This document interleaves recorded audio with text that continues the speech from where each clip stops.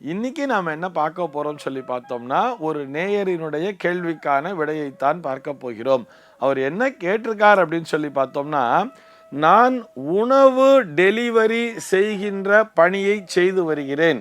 செவ்வாய்க்கிழமை, சனிக்கிழமை மற்றும் அமாவாசை போன்ற விரத நாட்களில் கூட அசைவ உணவினையும் டெலிவரி செய்கிறேன். இதனால் பாவம் வந்து சேருமா? இதற்கு என்ன பிராயச்சித்தம் செய்ய வேண்டும் என்பதுதான் அவருடைய கேள்வியாக அமைந்திருக்கிறது. அவருக்கு நாம் நேரடியாக பதில் சொல்ல வேண்டும் என்று சொன்னால், இதிலே எந்த விதமான பாவமும் உங்களுக்கு நிச்சயமாக வந்து சேராது. இதற்கு எந்த விதமான பிராயச்சித்தமும் அவசியம் இல்லை என்பதுதான். முதல்ல யோசிச்சு பாருங்களேன், இது அவருடைய டியூட்டி, அவருடைய பணி என்ன? ஒரு உணவினை டெலிவரி செய்வது என்பது மட்டும்தானே தவிர, அவரா போய் ஆர்டர் பண்ணி கொண்டு போய் கொடுக்கல. அவரா வேணும்னே வலுக்கட்டாயமாக கொண்டு போய் அந்த அசைவ உணவை சாப்பிடு அப்படின்னு சொல்லி திணிக்கல அல்லவா? அசைவ உணவு என்பது ஒரு சாராருக்கு பிடித்திருக்கிறது, அது அவர்களுடைய உணவு. இவராச்சும் பரவாயில்ல டெலிவரி பண்றாரு, அதை தயாரிக்கின்ற மனிதர்களை யோசித்து பாருங்களேன். ஈவன் அதற்கான மூலப்பொருளான அந்த ஆடு, கோழி அல்லது ஏதோ ஒரு விஷயம்னு வச்சுப்போமே, அதை வெட்டுபவர்களுடைய மனநிலையை யோசிச்சு பாருங்களேன். அவர்கள்லாம் அதெல்லாம் பார்க்க முடியுமா?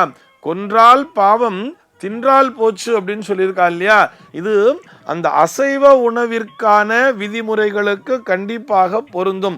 கொன்றால் பாவம், தின்றால் போச்சு அப்படின்னு சொல்லும் பொழுது அது அவர்களுடைய தொழிலாகவே அமைந்து விடுகிறது.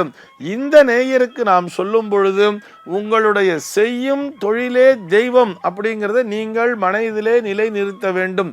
உங்களுடைய தொழில் என்ன? நீங்க உணவை கொண்டு போய் டெலிவரி பண்ணணும் அப்படிங்கிற ஒரு விஷயம் மட்டும்தான். அதில் அது அசைவ உணவு, இது சைவ உணவு என்று பிரித்து பார்க்க வேண்டிய அவசியமே இல்லை.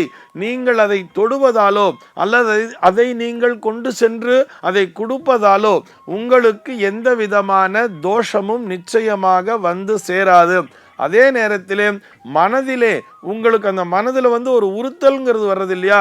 இது ஒரு நான்வெஜ்ஜு, இன்னைக்கு செவ்வாய்க்கிழமையா இருக்கு, இன்னைக்கு சனிக்கிழமையா இருக்கு, இன்னைக்கு அமாவாசை நாளா இருக்கு, இதை போய் இவங்க சாப்பிட்றாங்களே, இந்த வேலையை நான் போய் செஞ்சுட்டு இருக்கனே அப்படிங்கிற ஒரு உறுத்தல் என்பது நிச்சயமாக உங்களுக்கு வரவே கூடாது. எந்த விதமான உள்ளுறுத்தலும் இன்றி உணர்விலே நம்முடைய அந்த உணர்வு அப்படிங்கிறது இருக்கு இல்லையா? ஏன் சொல்றேன்னா, இந்த உணவிற்கும் நம்ம சாப்பிடக்கூடிய உணவிற்கும் அந்த நம்முடைய மனிதனுடைய உணர்விற்கும் நெருங்கிய தொடர்பு உண்டு அப்படிங்கிறத நம்ம ஏற்கனவே பார்த்துருக்கோம்.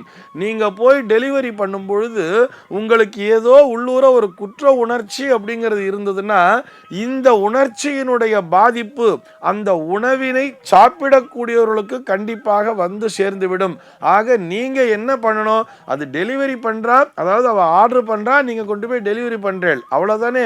இதுல வந்து நமக்கு எந்த விதமான குற்ற உணர்ச்சியும் தேவையே இல்லை. இந்த நாள்ல போய் இவங்க சாப்பிடுறாங்களே, அது நம்முடைய வேலை இல்லையே, அது அவர்களாக புரிந்து கொள்ள வேண்டும்.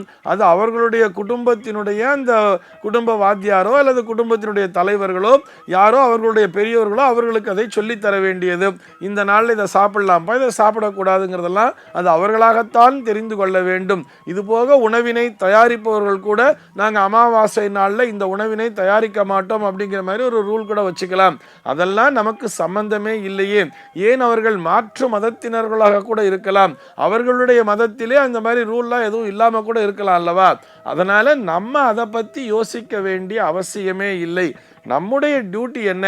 சரியான நேரத்திற்கு இதை கொண்டு போய் கரெக்டாக அவங்க கிட்ட ஒப்படைக்கணுங்கிறது மட்டும்தானே நம்முடைய டியூட்டி. அதை மாத்திரம் நம்ம செஞ்சாலே போரும். இதற்கென்று தனியாக ஒரு பிராயச்சித்தமே அவசியமே இல்லை.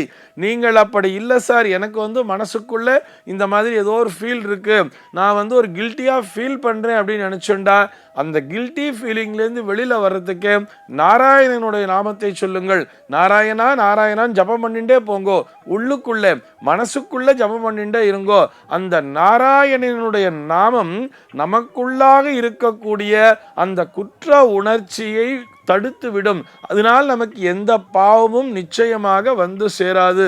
உங்களுடைய கடமையை செய்யுங்கள். செய்யும் தொழிலே தெய்வம் என்பதை பாருங்கள். இதைத்தான் நம்முடைய பெரியவர்களும் நமக்கு சொல்லி தந்திருக்கிறார்கள். சர்வே ஜனாஹ சுகினோ பவந்து.